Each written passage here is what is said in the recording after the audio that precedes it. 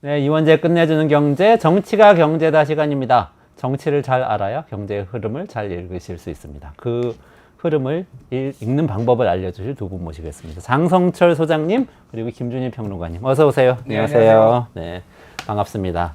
잘 몰라요. 아니, 너무 뾰족하시던데요. 아유 경제 정치 몰라요. 확실한 거는 정치 때문에 경제가 망하는 것 같다. 이거는 거의 확실한 것 같아요. 아, 그래요? 예. 그러니까 제가 주식을 좀 투자를 하는데 다른 나라들은 막 신고가를 기록을 하는데 우리나라 주식은 완전 망해버렸어요. 왜 그런 거예요, 도대체? 아니, 대통령 때문에. 대통령 무슨 얘기입니까? 지금 상속세가 비싸가지고 대한민국 경제가 이렇게 망하니 상속세를 깎아줘서 지금 역동 경제를 하겠다라는 게 정부의 청사진 플랜인데 이거 좌파적 생각을 가지고 있으니 저렇게 그 발목을 잡고 있는 민주당 탓인가 그러면? 상속세가 너무 걱정이 되신다면 두 분이 제일 걱정되실 것 같은데. 상속세. 왜 외국에 안 나? 이민 가셔야 될 것 같은데 요즘 신문 기사에 상속할 재산이 재산이 없어요. 뭐 상속받을 재산도 별로 없습니다. 별로 없어요? 나는 완전히 없어요. 이렇게 방송마다 다 나오시는데 왜 다 어디다 두시고? 아, 너무 짜 내가 보기에는 규탄한다 방송사를 규탄한다. 컨텐츠 가격 제대로 매겨야 됩니다. 예. 컨텐츠 가격을 제대로 매기기 이름 위해서라도 없는 연예인이 네. 방송 1시간 출연하는 것과 그 비용과 저희가 1, 2주 하는 거랑 1, 2주에 그냥 한 2, 30개 하는 거랑 거의 똑같아요. 그리고 대신 우리는 다른 가치를 만들잖아요. 사회 정의, 진실. 고발만 되더라. 고발 고소. 욕. 받는 거는 욕. 김건희 여사도 10시간 만에 조사받는데 나는 뭐 그렇게 잘못했다고 심플한 사건 10시간 조사받았어요. 도대체. 좋아요. 그럼 오늘 방송으로 고발 한번 또 받아보실까요? 자, 그러면 말씀을 꺼내셨으니까 그거 한번 여쭤볼게요. 김건희 여사가 조사를 받았습니다. 비공개를 받았지만 공개가 됐고 검찰총장이 어제 보니까 출근하면서 취재진한테 이거는 잘못됐다 얘기를 했고 그 사이에 또 감찰 지시를 했고 또 담당 검사는 그만두겠다고 얘기를 하고 급박하게 사건이 돌아가고 있어요. 전체적으로 지금 어떻게 보시는지 좀 궁금합니다. 저 먼저 할까요? 네. 예, 대한민국 검찰 죽었다. 망했다. 저는 이렇게 봅니다. 예, 지금 그러니까 뭐 어디서부터 얘기를 해야 될지도 모르겠어요. 이게 이제 사건의 지금까지 전개 과정을 보면은 자 도이치모터스 주가 조작 같은 경우에는 추미애 장관 그리고 윤석열 검찰총장 때 배우자의 일이니 윤석열 검찰총장의 배우자의 일이니 이거는 이해충돌의 소지가 있으니 검찰총장이 수사 지휘에 손을 떼라라고 이제 있는데 그게 아직도 남아 있어요. 언제부터 문재인 정권 하는 거 다 반대만 하고 다 뒤집으려고 했는데 심지어는 어제 JTBC 보도를 보면은 이원석 검찰총장이 이거는 박성재 법무부 장관인데 이거 살려줘라. 아니 그거는 그 윤석열 검찰총장에 해당되는 거지. 그럼 대한민국의 모든 검찰총장은 다 도이치모터스 주가 조작 수사를 못하는 거야? 지휘를 못하는 거야? 얘기를 했는데 안 받아줬다라는 거예요. 그러니까 지금 서울중앙지검의 논리는 그겁니다. 자, 수사 지휘권이 없으니 검찰총장한테 보고할 의무가 없다라는 거예요. 저는 보고를 하는 것과 수사 지휘를 받는 거는 또 다른 문제라고 생각을 해요. 수사 지휘를 안 하더라도 보고는 하는 게 맞다라고 보는데 어쨌든 그거를 받아들이고 자 그러면은 도이치모터스 주가 조작으로 이제 수사를 하기 시작했는데 서울중앙지검 이창수 쪽에 이제 중앙지검장의 주장은 그거예요. 이제 한번 왔는데 도이치모터스 주가 죽다 했으니 여사님 그냥 명품백 가방도 이번에 조사 받으시죠 라고 해가지고 5시간 20분 동안 또 밥 먹고 샌드위치 1시간 반 먹고 5시간 20분 동안 새벽 1시 거의 2시까지 1시 반까지 조사를 했다라는 거예요. 말이 됩니까? 갑자기 그러면 검찰은 조사 준비도 안 해갔는데 갑자기 조사하시죠 이렇게 해서 갑자기 조사가 되냐고요. 준비를 다 해간 거 아니에요. 그리고 언론 보도 보면은 이미 김건희 여사 측과 이렇게 하기로 사전에 조율을 했다라는 겁니다. 그런데 조사 10시간 만에 그러니까 밥 먹는 시간까지 거의 12시간 가까이 걸렸는데 조사 10시간 만에 밤 11시 16분에 저희 김건희 여사 지금 제3의 장소에서 조사하고 있어요 라고 이제 검찰총장한테 보고를 하니 검찰총장이 화가 납니까 안 납니까? 화가 날 수밖에 없죠. 그리고 검찰총장은 계속 법 앞에 예외도 성역도 특혜도 없다라고 본인이 주장을 해왔고, 이원석은 전혀 골프도 안 치는 사람이에요. 그러니까 그냥 수사만 하는 사람입니다. 물론 그 수사의 방식이나 이런 거에는 논란도 있고 하지만은 전형적인 검찰주의자예요. 한마디로 얘기하면 쪽팔리다는 거죠. 왜 이거를 못해? 최소한 불러서는 조사를 해야 될 거 아니야라는 거를 계속 의중을 했었고, 지난해 9월부터 이미 여기 용산하고 갈등이 있었다라는 거예요. 그때는 송경호 서울중앙지검장.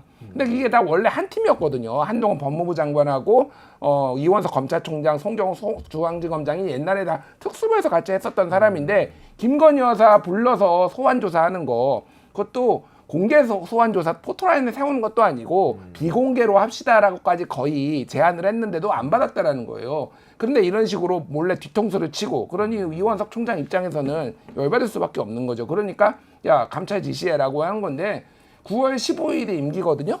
임기가 끝나요. 검찰총장. 8월이면 8월 초중순이면 이미 차기 검찰총장 후보 들어가야 돼요. 윤석열 정부 그 용산에서는 뭐 간둘라면 간도 뭐 거의 2분위기로 보시면 돼요. 네.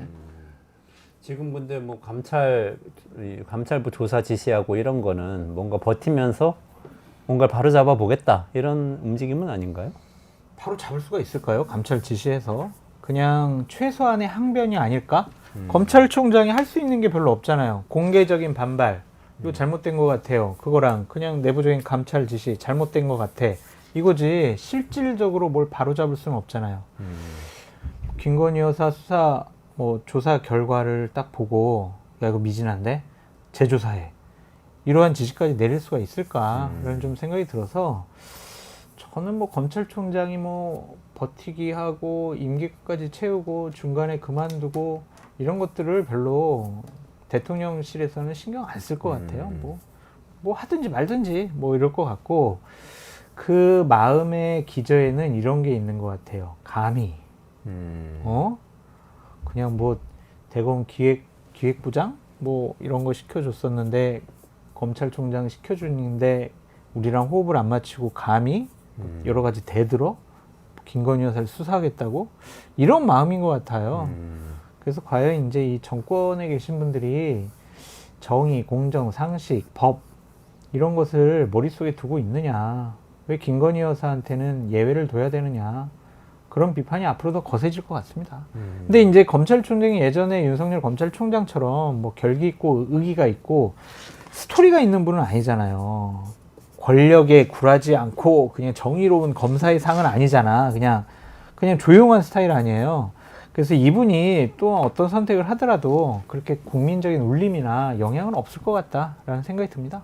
그래도 이런 기회에 저는 사람에게 충성하지 않습니다 이런 말을 남긴 다음에 대구에 가가지고 딱 한번 이렇게 서문시장 가서 한번 둘러보시고 하고, 민주당에선 대선 후보로 영입을 하고 검찰한테 한 번 속지 두 번 속나요. 예, 제가 이 얘기를 하고 싶어요. 예전에 박근혜 의원이 2008년에 이제 친박계가 이제 공천학살, 그러니까 친이계가 친박계 공천학살했을 때 딱 이 얘기를 했거든요. 저도 속고 국민도 속았습니다. 이 유명한 얘기잖아요. 저는 이거를 보면서 당원도 속고 국민도 속았다, 뭐 이렇게 얘기하고 싶어요. 그러니까 말씀하셨다시피 본인이 검찰총장 때 패싱 당했다라고 하면서 분노하고 뭐 추미애 들이받고 막 뭐 그러면서 굉장히 정의롭고 검찰의 어떤 칼날은 성역이 없어야 된다라고 본인이 얘기했잖아요. 다 무너졌어요, 제가 보기에는. 예. 이게 본인은 어제 대통령실에서 나온 반응이 웃긴데, 검찰 내부의 일인 것 같다, 잘 모르겠다. 유체이탈 아빠 없으면서, 와, 이건 진짜 내로남불의 유체이탈의 정말 역대급 막장이다, 이런 얘기를 안 할 수가 없고, 하나만 더 말씀드리면은, 저는 이 기사를 보고 제가 충격을 받았어요. 농담이 아니라. 제목이 뭐냐면은 어제 저녁 7시 반쯤에 나온 채널A 단독 보도예요. 제목이 뭐냐면은 김 여사 측 노출되면 조사 중단. 이게 제목이에요. 예. 김건희 여사가 노출되면 예. 조사 중단할 것을 조건으로 조사를 받았다 이런 뜻인가요? 그러니까 이 장소, 시간 이런 거를 김건희 여사가 다 했다라는 거는 다른 언론 보도로도 나왔어요. 그래서 이제 경호처 있는데 그 건물, 그 무슨 수련원이 이제 뭐 거기 청와대 그 인근에 있는 거, 사랑채 옆에 있는 거기서 이제 받기로 한 건데, 이렇게 읽어드릴게요. 김 여사 측이 조사 사실이 외부로 노출되면 조사를 계속 받기 어렵다는 우려를 검찰에 전달했던 걸로 전해졌습니다. 아니 지가 뭔데 피의자가 야 이거 언론 보도 야 검찰총장한테 보고돼 나 조사 안 받아 나 끝날 거야 이게 말이 됩니까? 이게 그거를 검찰이 받아줬다는 거예요. 그 밑에 줄이 더 충격적인데 이 때문에 조사 당일 김 여사를 조사했던 검사들은 휴대전화를 사전에 제출했던 걸로 알려졌습니다. 대한민국의 아니 그러니까 술 받은 거예요? 자 검사가 조사 왔어요. 저 여사님 조사 좀 하겠습니다. 자 휴대전화 제출하세요. 네 이렇게 다 내가지고 휴대전화 다 모아가지고 수업 시간도 아니고 주섬주섬 한쪽에 두고 검사들이 지금 김건희 조사했다라는 겁니다. 이게 대한민국이 이게 맞나요 이게? 그러니까 나는 진짜 충격이다. 충격이에요. 그러니까 아니 검찰이 피의자의 휴대전화를 압수를 해야죠. 필요하면은. 그렇지. 아니 피의자가 검찰 휴대전화를 압수를 하나요? 이 미친 거예요. 제가 보기에는 이거는. 이게 근데 아무렇지도 않게 지금 일어나고 있고 이거를 검찰에서 부끄러워하지도 않고 이프로스나 내부통신만에 이거에 대해서 올라오지도 않고 검사장 회의 소집해야죠. 이런 일이 있는데 검찰총장도 패싱한 데다가 지금 이게 말이 되나요 이게? 그러니까 저도 그러면 앞으로 검사한테 받으면은 저희 쪽으로 오시고 휴대전화는 자택에 좀 놓고 제가 압수를 할 수 없으니 그래도 되나요? 이 발언 때문에 고발당해서 조사받게 되시면 그렇게 하시기 바랍니다. 저는 검찰에 걸려있는 게 있어가지고 이거 보고 검찰이 빡쳐서 저를 기소할지는 모르겠으나 전 말도 안 되는 일이 지금 대한민국에서 벌어지고 있다. 예. 검찰이 어떻게 이런 걸 받아들였을까요? 저는 그것도 좀 신기해요. 이전 같으면 절대 그러지 않았을 것 같은데 상식을 벗어난 일이 계속 벌어지고 있네요. 근데 그러면은 그 다음에 여파가 어떻게 될지 그 충격적인 사건이라는 건 이제 많이 인지가 됐고요. 국민들과 야당이 아유 그래 조사했으니까 이제는 다 무혐의네. 검찰에서 무혐의 한다고 했으니까 뭐 이거는 죄가 없네. 특검을 안 해도 되겠네. 이러겠냐고요. 이거 뭐야 이게 봐주기 한 거 아니야? 역시 특검밖에 없구나. 이런 식으로 공세를 강화할 가능성이 높아 보이고 국민들 같은 경우에는 야 어떻게 이렇게 대통령 배우자라고 이렇게 봐줄 수가 있나. 이거 잘못됐다. 그 정권에 대한 분노가 더 높아질 것 같아요. 그래서 저는 기본적으로 윤석열 정권이 공적, 상식, 정의 이것을 캐치프레이즈로 그런 나라 만들겠다고 정권 교체한 거 아니겠어요? 상징을 다 잃어버렸다. 본인들이 집권 명분을 잃어버렸으면요 그 정권은 끝난 거라고 좀 봐요. 이거는 능력 차원을 떠나서 도덕적 윤리적인 문제가 드러나는 거잖아요. 정권을 지탱하기가 어렵다. 국민들로부터 완전히 버림받을 수 있다. 그렇게까지 봐요. 대단히 부적절하고 잘못된 일이 벌어졌다라고 말씀을 드리고 꼭 드리고 싶은 말씀은 김건희 여사가 뭔데 그 김건희 여사 보호하려고 배려하고 특혜 주려고 보수 우파가 완전히 이렇게 망가지는 짓을 하고 있느냐. 국민의힘 뭐 하고 있냐. 이렇게 하면은 그냥 다음번 선거 때 이길 수 있어요? 야, 합리적이고 상식적이고 제대로 정치하는구나. 국민의 후보 찍어야지. 이렇게 하겠냐고요, 국민들이. 그러니까 이게 김건희 여사 편들고 대통령실 입장을 옹호하는 게 과연 국민의힘 의원들이 할 일이냐. 그런 생각이 듭니다. 국민의힘 내부에서도 비판이 이제 나오는 것 같아요. 그 내부가 그냥 어떠한 핵심이라든지 주류라든지 의원이 아니잖아요. 김영우 의원, 김영우 전 의원, 김근식 당협위원장 이런 분들만 이게 뭐에 잘못된 것 같아라고 그러지 다른 분들이 비판하는 거 본 적 있어요? 그게 국민의힘 내부라고 보시면 안 될 것 같고 국민의힘은 그냥 조용히 있거나 뭐 수사했는데 수사했으면 됐지 뭘 그거 좀 왜 그래 이런 것 같아요. 그러니까 얘기를 한 게 국민의힘 내부에서는 이러잖아요. 아이 박희태 국회의장도 제3의 장소에서 조사받았는데 왜 김건희 여사는 왜 안 돼? 이렇게 얘기를 하잖아요. 얼마나 할 말이 없으면은 그때 돈봉투 사건에 연루돼가지고 조사받은 박희태 의장 얘기를 사례를 제시를 하겠냐고요. 본인들도 창피할 거예요.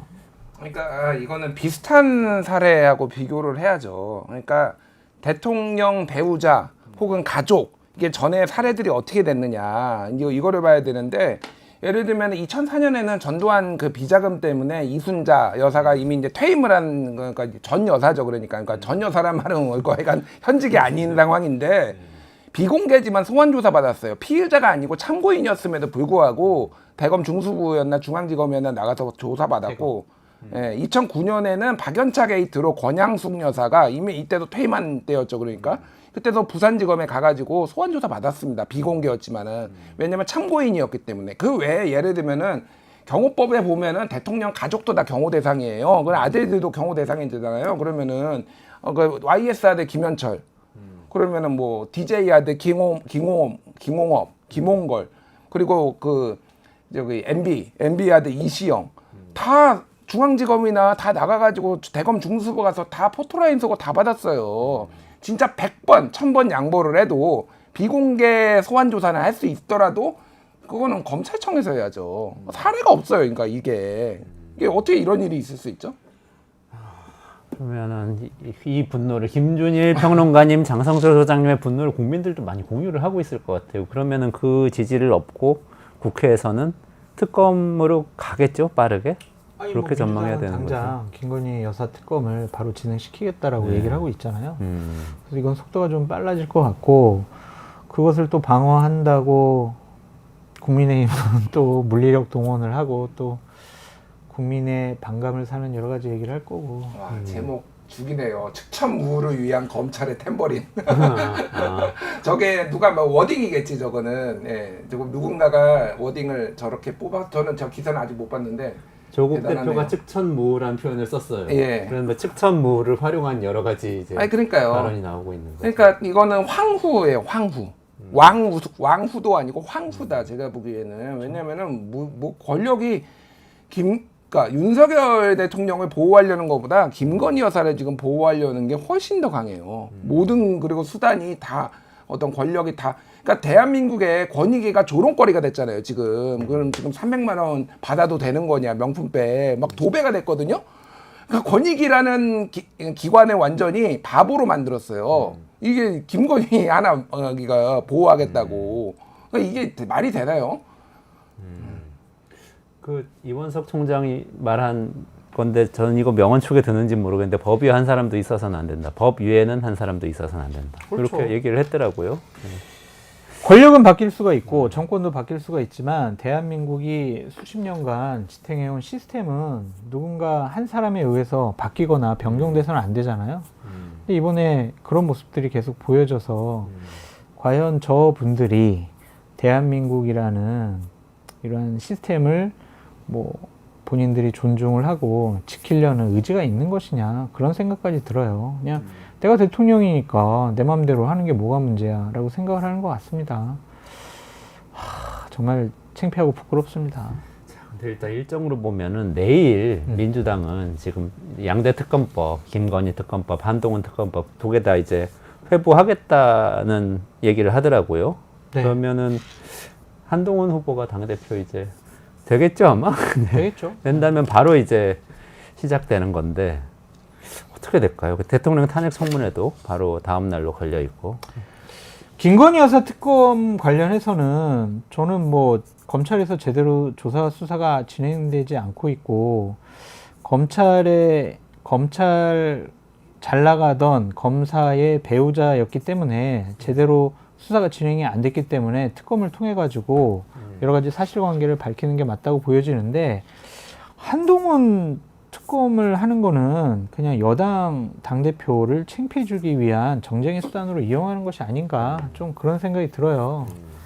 그러니까 검찰의 수사와 조사가 제대로 진행되지 않으면 그런 조건이 붙어서 특검을 하는 건데 지금 여러 가지로 좀 수사가 진행되는 부분도 있고 뭐 권력형 비리가 아닌 부분도 그냥 사안으로 넣어서 특검을 진행하겠다라는 것은 이게 맞는 것이냐. 특검에 좀 다른 특검들도 좀 가벼워 보일 수가 있다. 좀 그렇게 좀 생각이 듭니다.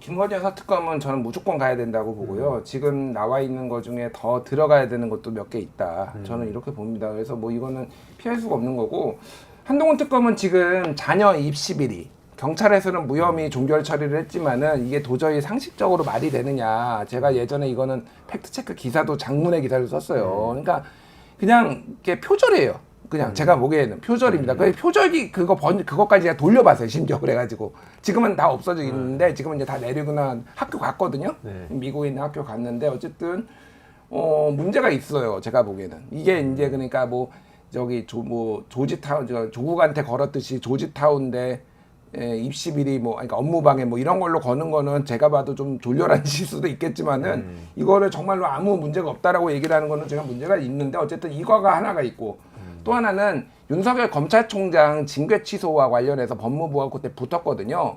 1심에서 징계가 타당하다라고 나왔어요. 그런데 항소를 윤석열 대통령이 돼서 항소를 했고 이런 상황이에요. 그런데 법무부가 이거를 사실상 고의 패소했다. 윤석열 대통령이 된 사람한테 손을 들어줬다. 그때 법무부 장관이 한동훈이었고 이거는 문제가 저는 있다고 봅니다. 물론 글쎄요, 이제 어디까지 입증을 할 수 있을지는 모르겠으나 이것도 문제가 있고 세 번째는 이제 고발 사주.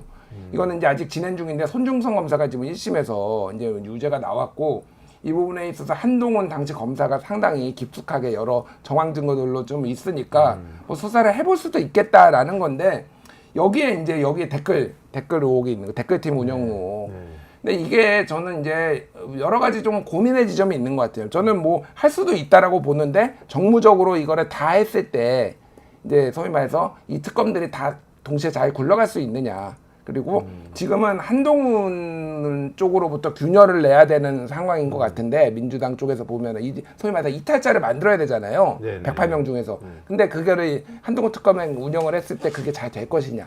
이런 정부적인 판단이 좀 있어야 되지 않나 그 생각이 들어요. 네. 지금 상황이 한동훈 후보가 이제 대표가 됐다고 치고 오늘 이제 확정이 되고 그럼 내일부터 이런 일정이 진행되는데 특검이 3개 있는 거지. 최상병도 있고 김건희 특검 있고 한동훈 특검이 있는데 한동훈 특검 여당에서 반대한다고 치고요. 반대해서 아무도 참여 안 한다고 치고 나머지 2개는 어떻게 할까요? 한동훈 후보가.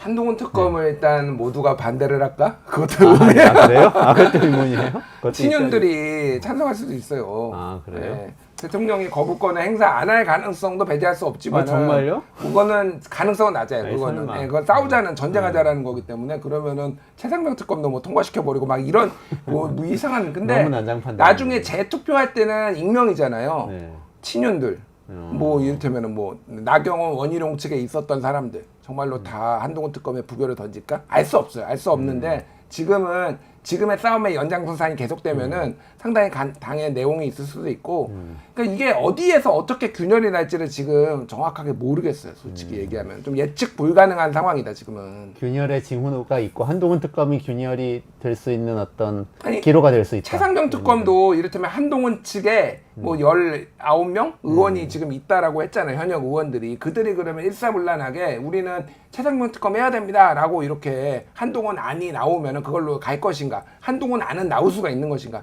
추경호 원내대표가 그 한동훈 안을 만들 수 있을 것인가? 현역이 아니잖아요, 지금. 그러니까 원내대표는 지금 사실상 친윤이라고 봐야 되고 용산의 오더를 받을 가능성이 상당히 높아요. 안 움직일 가능성이 높으니까 이게 당에서부터 이미 시끄러운 일이 벌어질 가능성이 상당히 높아요. 그러니까 이게 예측 불가능성의 영역이다. 제가 보기엔 지금 그렇게 보는 게 맞을 것 같아요. 특검은 권력형 비리를 제대로 검찰이나 경찰이 수사를 안 할 때, 못 할 때, 그럴 때 추진하는 건데 한동훈 특검 같은 경우는 여권을 분열시키기 위한 정쟁의 수단으로 민주당에 이용하는 거 아니냐 그런 비판을 좀 받을 수가 있어서 특검 추진의 순수성이 좀 훼손당할 것 같아요. 그래서 이 부분 같이 추진하는 것이 과연 맞을까? 일단은 그냥 발의만 해놓고 좀 계속 검토하고 좀 상황을 지켜볼 것 같다라는 생각도 듭니다. 최상병 특검하고 김건희 특검에 대해서는 한동훈 대표 체제의 국민의힘에서는 어떻게 할까요? 질질 끌 것 같아요. 최상병 특검 같은 경우에는 김건희 특검은 한동훈 후보가 처음에 당대표 출마할 때부터 나는 반대라고 얘기를 했기 때문에 이거는 당 차원에서는 안 할 것 같고 최상병 특검은 한동훈 후보는 자체 안을 내겠다고 했지만 추경호 원내대표가 그거를 받아들일 가능성이 없어요. 그래서 이거는 그냥 질질 끌게 될 것 같다. 네. 또 야당 발의하면은 여당은 또 반대하고 또 거부권 행사하고 계속 그렇게 될 것 같다라는 생각이 듭니다. 가장 창의적인 댓글이 있어요. 김건희 여사가 차기 대권을 노리는 것도 미셸 계획하고 오바마? 있을 거라는 미셸 오바마처럼. 그런 새로운 미셸 오바마 모델인가요? 이렇게까지 생각할 정도로 지금 좀 문제가 심각한 것 같습니다. 국민의힘의 윤상현 그 대표 후보죠. 이분이 이종호 대표하고 김건희 여사 이 관계에 대한 언급을 했어요. 그러면서 최상병 사건 뭐 이렇게 얘기하는데 사실 굉장히 부풀려졌다. 대통령실에 확인해 봤더니 두 분은 지난 10년 사이에 뭐 제대로 만난 적도 없다. 사실 여러 사람 어울려서 잠깐 만나만 본 적이 있는 거지. 뭐 이렇게 얘기를 했는데 이걸 어떻게 해석할 수 있을까? 그럼 대통령실이 아유 저 이종호 사장 회장하고 김건희 여사랑 좀 긴밀히 여러 가지 얘기도 하고 주가 조작에도 여러 가지 또 상의도 하고 논의도 하고 그런 사이예요라고 얘기하겠냐고요. 이거는 그냥 이런 주장을 할 필요도 없는 거고 이거는 나중에 어떤 수사 결과를 통해서 확인돼야 될 문제지 윤상현 후보가 대통령실에 확인을 해서 한 얘기를 우리가 이렇게 논평할 가치가 있을까 그런 생각도 듭니다. 믿을 수 있어요. 연락처도 없고 만난 적이 없다고 주장한다. 한두 번 본 적은 있다. 여러 사람과 섞여서. 이걸 뭐 어떻게 뭐 믿어요. 그 사람들 주장하면은 우리가 다 믿어야 돼요. 그리고 지금 그 사람들 주장하는 게 다 이상하잖아요.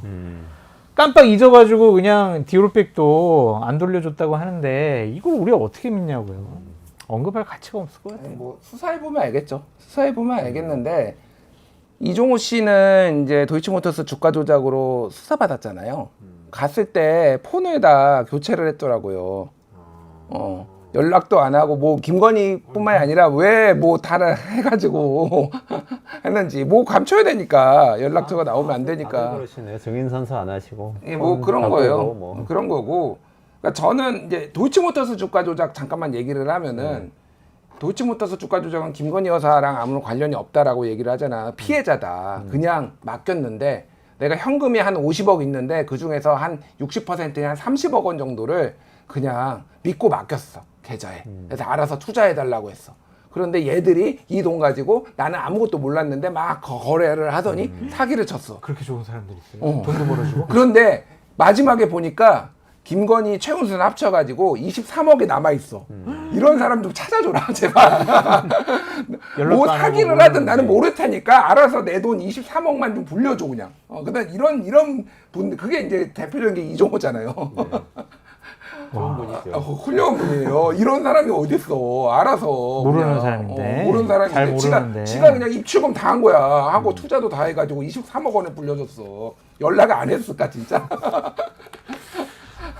여기까지 정리를 해보자면 어쨌든 3대 특검법이 추진되고 있고 그 사이에 김건희 여사의 검찰의 비밀리에 조사, 비공개 조사, 어떻게 보면 측천무후 조사 이게 이 사건이 터졌고 특검은 힘을 받을 텐데 두 분의 의견 살짝 갈리는데 양대 특검, 최상병 특검과 김건희 특검은 반드시 필요하다. 이 힘을 받을 것 같다. 근데 이 한동훈 특검은 약간은 좀 논쟁이 있을 수 있다. 이 정도까지 이제 정리를 하고 어떻게 되는지 지켜보면 좋을 것 같아요. 좀 급물살 살 것 같다는 게 김준일 평론가님 의견이시고 좀 시간 끌 것 같다는 게 장 소장님 의견이시고. 네네네. 좋습니다. 국민의힘 얘기로 좀 넘어가 볼게요. 전당대회 오늘 이제 결론이 나올 텐데 어대안 되는 겁니까? 됩니다. 네, 확실한 거고요. 되겠죠. 결선 투표 없이. 어대안의 의미가 바뀐 건 아시죠? 바뀌었어요? 예. 어차피 당대표는 한동훈이 아니라 어쩔 수 없이 당대표는 한동훈이다. 진짜 기사 검색해보면 나와요. 어쩔 수 없이 당대표는 한동훈이다. 그러니까 다른 대안이 별로 없다. 그러니까 이게 잠깐 차별화를 이제 해야 돼. 보수에서도 바보들이 아니고 이대로 가다가 다 망할 것 같아. 윤석열 이렇게 윤석열 말만 듣다가 김건희 쉴드만 치다가 다 망할 것 같아 하니까 그럼 누구랑 적절히 차별화도 하면서 이재명 뭐 조국이랑 잘 싸울 수 있을까? 뭐 이렇게 보니까 그게 이제 한동훈이 제일 맞는 것 같아. 이렇게 이제 결론을 집단지성이 내린 거예요. 그러니까. 결선 투표 없이 오늘 딱 가능성이 마무리. 높아 보여요. 그렇게 될 가능성이 높아 보이고 뭐 원희룡 후보 측이 제기했던 네거티브나 막판에 나경원 후보를 곤란하게 했던 패스트트랙 공소 취하 이 부분이 당원들의 선택에 그렇게 큰 영향을 끼치지 않은 것 같다라는 생각이고요. 또한 당은 좀 바뀌어야 될 것 같아. 대통령과 원팀 발걸음을 같이 하고 호흡을 같이 하는 사람이 대통령이 당대표가 되면 과연 국민의힘이 국민들로부터 관심을 다시 받을 수 있을까? 지지를 받을 수 있을까? 아닌 것 같아 라고 많은 당원들이 그렇게 생각하는 것 같습니다. 그래서 변화할 수 있는 당대표는 한동훈인 것 같다. 지지고 볶든지 죽이 되든 밥이 되든지 일단 한번 해봐라. 이런 생각인 것 같고요. 네거티브가 잘 먹히지 않은 게 갑자기 뚝 떨어진 후보가 아니라 지난번에 비대위원장도 하고 전당대회도 하면서 전 지역을 정말 한 2번 정도, 3번 정도 다 돌았어요. 당원들 다 만나고. 그런 상황에서 갑자기 네거티브 뭐 대통령을 탄핵할 사람, 배신자 이게 잘 안 먹히는 것 같아요. 그래서 한동훈 후보가 오늘 되든지 28일 될 거는 같은데 저는 1차에서 끝날 것 같고 되면은 어쨌든 한동훈 후보도 윤석열 대통령 부부와 관계가 오래됐기 때문에 현명하게 잘 대표직을 수행하겠다 그렇게 얘기를 하고 있더라고요. 그래서 막 처음부터 흔들리거나 쫓아내거나 그러기에는 쉬워 보이지 않는다. 당분간은 세력 균형의 휴전 그렇게 좀 예측이 됩니다. 한동훈 대표 혹시 국민의힘 투표권이 있으세요? 저 없어요. 전 당원 아니에요. 아, 당원 아니세요? 이제는 당원 아니시고. 있다면 그래도 어쩔 수 없이 한동훈 대표 찍으실 거예요. 저는 투표를 안 할 것 같은데. 안 할 것 같으세요. 그러니까 저는 이제 뭐 이렇게 예측을 해보자면은 그렇게 평온하게 한동훈 체제가 지속될 것 같지는 않고요. 소위 말해서 이제 쿠데타 모의, 뭐 김옥균 프로젝트 옛날에 나왔잖아요 이름이. 맞아요. 뭐 그런 3회 천하를 끌어낸다. 그렇게까지 아니더라도 소위 말하는 쿠데타 모의가 여기저기 있다가 이게 약간의 누수가 있어가지고 약간 적발되고 윤리위도 가고 뭐 이렇게 좀 어수선하게 될 가능성이 상당히 있고 결국은 이거는 성적표는 선거예요.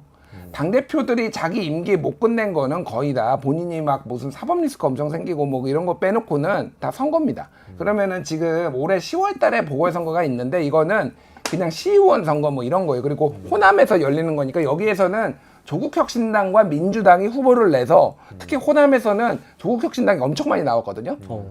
그렇기 때문에 지난번 총선 때 다른 데보다 훨씬 높아요. 민주당하고 비슷하게 나왔어요. 여기에서는 조국혁신당이 본인들이 한번 한번 테스트를 해볼 거예요. 그러니까 우리가 지방선거에 독자적으로 낼 수 있을지. 그러니까 이게 이제 핵심이 될 거고 내년 4월에 선거가 어떻게 되느냐가 제일 중요해요. 거기에서 선거에서 만약에 참패한다라고 하면 한동훈 물러나라고 이제 그 명분이 생기는 거지. 그리고 역대 보궐선거 김기현도 강서구청장 보궐선거하고 날라갔잖아요. 그러니까 그런 식으로 보궐선거 잘 못 치르면은 당대표 몰아낼 이유가 생기고 본인도 그래서 입증을 해야 되는 거예요. 그러니까 내년 4월 보궐선거에. 그러니까 올해 연말에 차별화가 될 것이다. 제가 계속 얘기를 하는 게 올해 연말 되면은 윤석열 정부가 2년 반이 넘어서 하반기로 접어드는 거 하나. 그리고 내년 선거를 위해서는 차별화를 안 할 수가 없어요. 김건희 안고 죽을 건가요? 당이? 그러니까 안 할 수가 없어요. 그러니까 이게 이제 관전 포인트가 될 거예요, 하반기가. 근데 그 차별화 못하게 하려고 한동훈 캐비넷이 열린다. 아니면 캐비넷이 준비돼 있다. 이런 얘기 이준석 의원이 본인 경험담처럼 얘기하면서 있는데 얘기를 했어요. 한동훈이 갖고 있는 윤석열 부부의 캐비넷도 있어가지고 서로 쌤쌤 서로 안 까는 걸로 휴전. 그렇게는 안 될 것 같아요. 네. 그러니까 전략적이지 공멸이지 공멸. 그러니까 전략적이지 않았는데 이번에 나경원한테 패스트트랙 관련해서 국회 선진화법 위반 수사 이거 나한테 공소 취소 요청했잖아. 맞아요. 그랬잖아요. 이게 그러니까 일종의 매드맨 전략이에요.